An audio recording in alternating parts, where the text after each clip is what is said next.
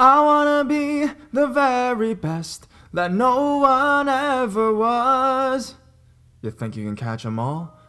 Well, what if something catches you along the way? Grab a blanket, turn off your lights for 3 stories related to Pokemon.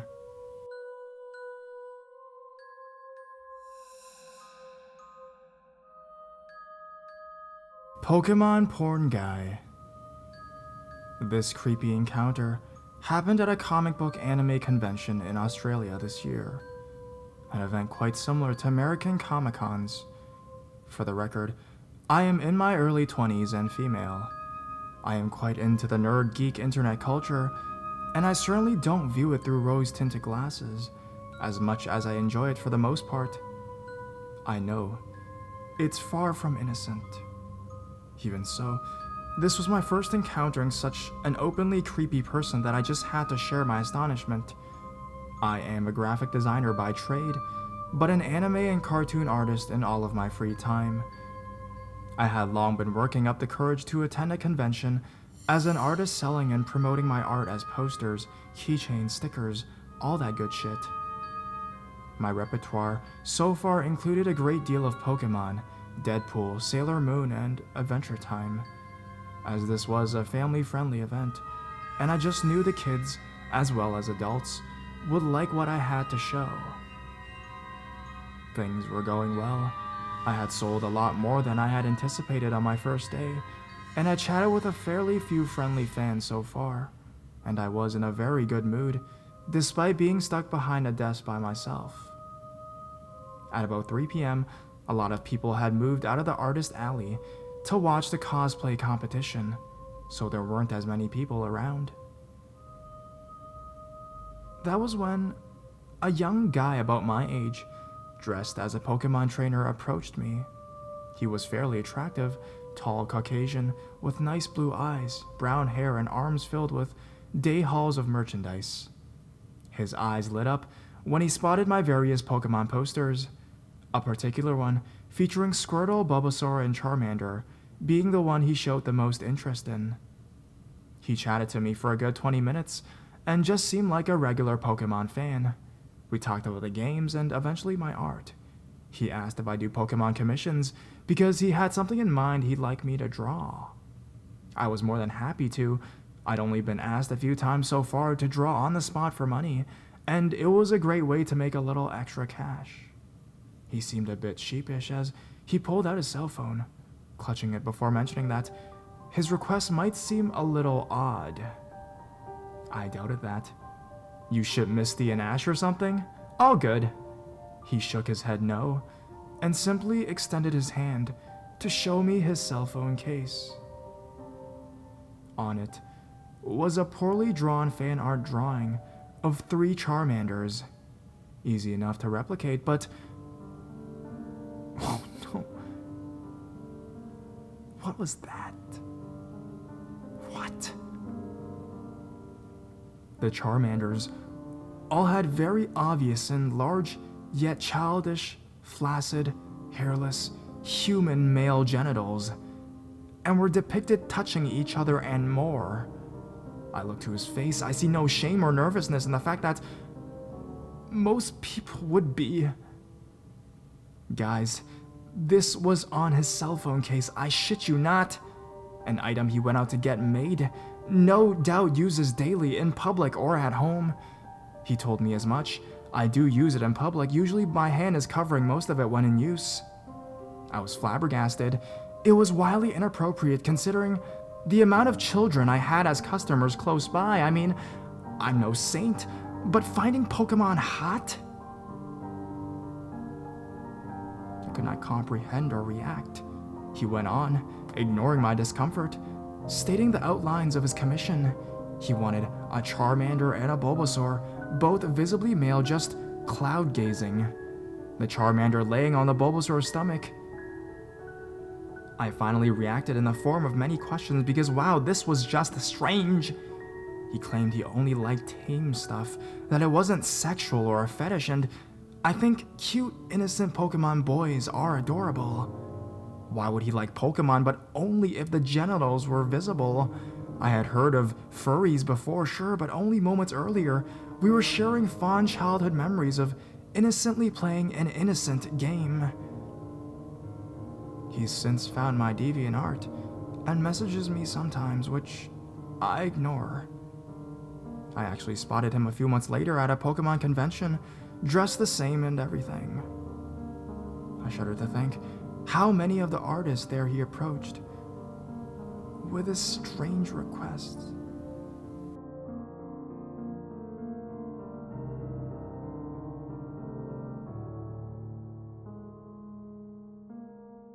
Pokemon Forum. This happened about 10 years ago on a Pokemon forum I visited when I was 12. It's bothered me a lot ever since. A little background information. I used to be really into forums when I was younger. I would spend hours looking for Pokemon-related forums and posting on them.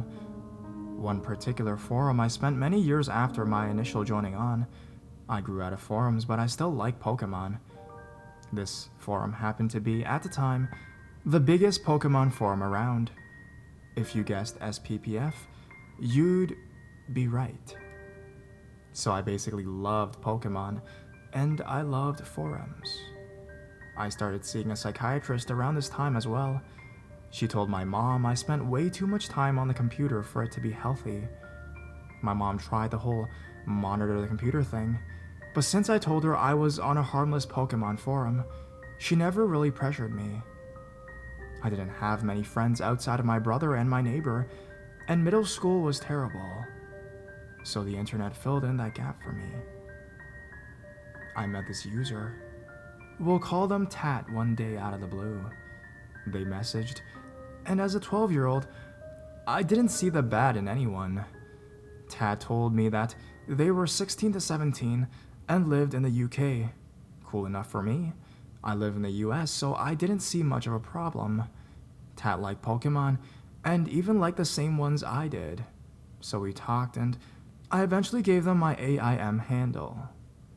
This is where stuff got weird. Tat would message me obsessively every day and try to get me to masturbate and send them nudes. They told me it was normal for 12-year-olds to do that, and they really liked me. I knew something was weird, but I kept talking to them anyways. My mom actually saw one of the conversations that Tat and I had and told me to never talk to them. I defended Tat and said that they were just strange, but for my mom to trust me. How stupid, right? One conversation I remember is that Tat told me to put peanut butter on my body and let my puppy lick it off. They wanted to know every single detail with that. I blocked Tat after that. Tat threw a fit before when I tried to block them, so every time I would be guilt-tripped into unblocking them. The dog thing was what did it for me, and even at 12, I knew it was wrong. It was a few months later, and I was glad that they were gone. I kept posting on the forum, and one day, I got a strange private message. The person messaged me like normal a few times, but later it became evident that it was Tat. I blocked Tat again. Then they started making new accounts almost every week to try and contact me.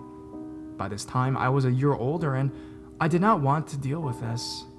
I told a friend on MSN what was going on, and she told Tat had done the same thing to them.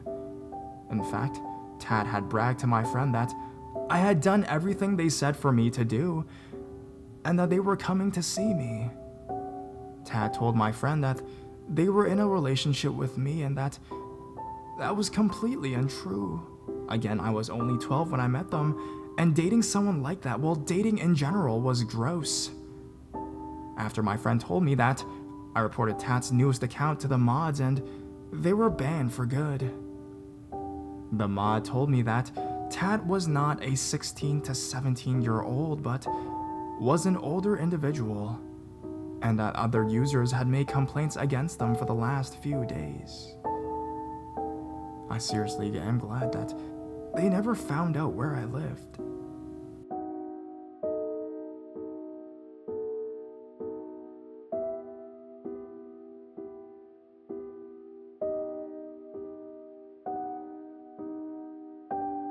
All because of Pokemon cards.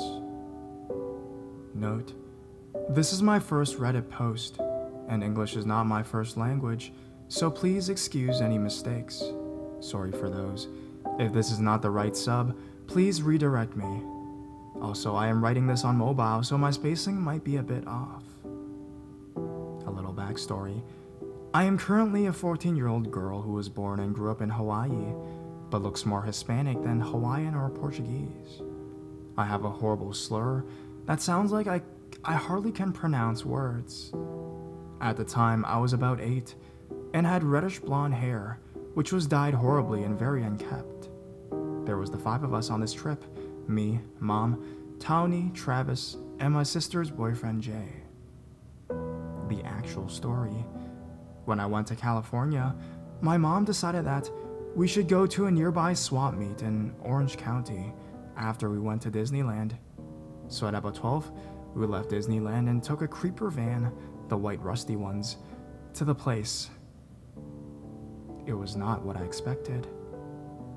It was a plain white building with some people lingering outside. This is where I first saw him. He was a Hispanic male, fairly white skin tone, black baggy pants, and a white t-shirt that had stains everywhere. It looked as if he hadn't washed it in weeks. I paid no attention and was too busy fawning over my newly painted unicorn on my face. We left the car, and I was told to stay by my mother because people are scary. Throughout the day, I kept seeing him. He got very close twice and was in grabbing distance from me when I suddenly noticed him and scurried away. I noticed that he kept whispering to his friend in Spanish. Travis was the only one that could speak broken Spanish. When at lunch and dinner, it was already 5 p.m. and he and his friends sat at the table parallel to us and stared us down the whole time. He stared us down the whole time. As we were making our way out, my mom decided to make a sudden stop at this booth that was one of the largest ones there. One side was clothing, and the other side was toys and such. My mom let me go look at the Pokemon cards that were on display about 10 feet away. From where I was standing, I could see her and the entrance into the store, but she could barely see me and couldn't see the door either. While I'm looking around, the creeper enters. He quickly walks into the aisle I am in and starts talking to me in Spanish. I was always socially awkward as a child, so I quickly said, "I don't understand Spanish." He was quick to grab my arm and force me away from the aisle of Pokemon cards. My mom always taught me to toss myself on the ground and scream and cry if anyone tries to grab me, so I did exactly that. Travis came whipping around the corner facing the man, and Jay blocked the exit. The creeper laughed and told Travis in Spanish something along the lines of, "This is my daughter. She's throwing a fit, don't worry." Knowing what he said, Travis flipped his shit and grabbed the guy by the collar and said in clear English, "That's my fucking sister!" and shoved him into the rack and punched him. Jay quickly picked me up and we ran out the store, leaving the creeper in the store with a lot to think about. The next day, Jay and Travis returned because my Pokemon game wasn't working. We bought it about 3 minutes after entering, not when the thing happened. And I overheard him telling my mom that the guy was standing out in the front of the swap meet, with a broken nose and apparently flashed a gun to them as they were driving away.